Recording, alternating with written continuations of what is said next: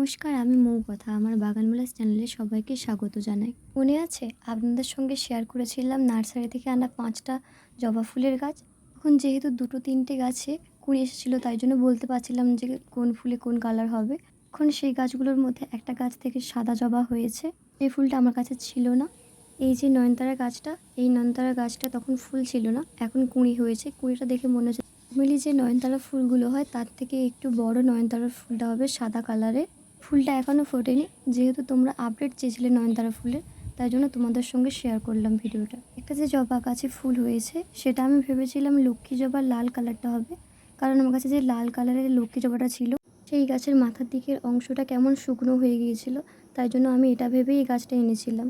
কিন্তু গাছটাতে এই গোলাপি কালারের লক্ষ্মী জবাটাই হয়েছে, কিন্তু আমার কাছে আগে থেকেই গোলাপি কালারের লক্ষ্মী জবাটা ছিল, তার জন্য একটু মন খারাপ। যে জবা গাছগুলো রয়েছে সেগুলোতে যখন ফুল হবে তখন তোমাদের সঙ্গে শেয়ার করব। ভিডিওটা যদি ভালো লাগে আগে সাবস্ক্রাইব করো, কমেন্ট করো।